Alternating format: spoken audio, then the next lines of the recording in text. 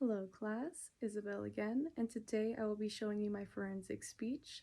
My topic is homework and students, and more so homework time and does it equal achievement. I want to preface this by saying I'm not really talking about college students here. I'm more so talking about K through 12 because once you get into college, you sort of take the wheel, you do your registration, you do your scheduling, and with COVID, you have to make sure you have access to a computer. And with high school, it's quite the opposite. If you are skipping class, the security guard's gonna chase you down. It becomes cops and robbers. And if you're tardy, you get detention. And if you just stop showing up for school, the cops are gonna be knocking at your door trying to find out why, because you can't just stop showing up for school. And these kids, I wanna focus on, do they do homework enough? And does that equal more achievement in their tests? And the first article I will be looking at is called The Homework Achievement Relation Reconsidered. And when they say achievement, they mean Common Core testing, really standardized testing. And I'm sure everyone remembers the Common Core, having to sit there for 2 hours and get a little snack. It was quite terrible. And coincidentally, that time that we hate the most of the year is what our school gets graded on. So that's a little funny. So they found that there was a positive relationship with homework and achievement in the Common Core, but it was small. So it was positive, but small.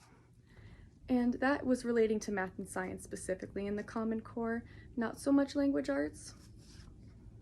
And that kind of goes against, the whole idea that spending a lot of time on homework will equal better results on those tests. Especially they say, oh, study a bunch, do all these practice questions, and you can get a good grade on that. And really, that is shown to not be the case. And in the next thing I will be looking at, it is called Homework and Students' Achievement in Math and Science, a 30-year meta-analysis. And they found that homework time was associated with lower achievement, whereas homework effort was related with high achievement. So that basically goes with the whole idea that if you actually tried, then you would get the information through. But if they have all these problems, they're not going to try. So that's kind of the problem we're running into here. We need to get them to try. And I personally believe, especially with middle school and elementary school kids, that if we assign them less problems, especially in math, that they will have more effort put into it. Because if you are like me as a student, whenever there was a participation graded sort of thing, if you get it done, it's 100% no matter what, and it was over 30 questions, I would just, gibber through it. I would just try to get it done. As long as, it looked coherent, it was fine. But that really goes to show that I wasn't learning anything when I was doing that. So if I had like 10, 15 questions, then I would have actually tried and I would have gotten the information in. And this same case study also showed that middle school students are the least responsive to homework time. And many say that's due to the fun little thing called puberty. And especially, all those hormones going in causes a lot of stress on top of a big workload. It's just a big mess. They can't really handle that, especially if they went into a higher grade level of math or science. You take a test around 5th or 6th grade, and it's like level 1, 2, or 3. And if you get into level 1, you actually have more work than level 2 and 3, which I think is just ridiculous because they've already, overreached what they need to be learning at their age. And they're already being challenged by this, more extensive material. Why do they need to be more challenged with more work? It's just kind of sounds silly when you say it out loud. Just challenge on top of challenge.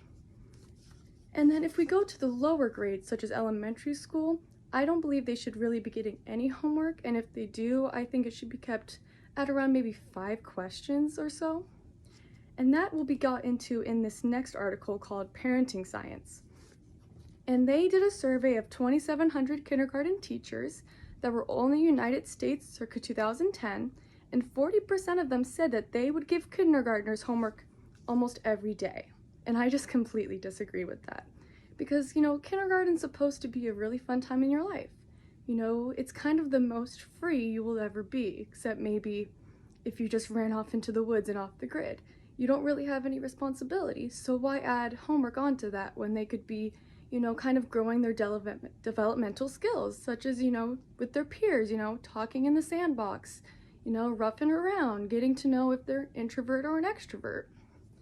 And then I'm going to show a visual that kind of shows the parents' perspective on this. And these parents were asked in a survey if they thought their children's homework was too easy. And you'll see that 46% of them said yes when it was referring to math, and 44% said yes when it was referring to language arts. And I was actually quite surprised by these statistics because I remember having homework in those grades and all throughout my, K through 12 career. And I never really thought it was too easy. It was usually quite stressful for me, and I was the average student. I was not, special in any way with academics. So this was all quite challenging for me, and if it got any worse, I would have gone completely crazy. And you can also see that 25% disagreed with math and 28% disagreed with language arts. And then 29 and 28 on both had no opinion at all. And basically what I'm trying to say here is that we need to be easier on our students because they are trying. They are all trying their hardest and they have to be there. And that's just simply getting up and going somewhere you don't want to be at that age is a feat in itself. And I think just lowering the homework for them would be very much appreciated and would result in good achievement.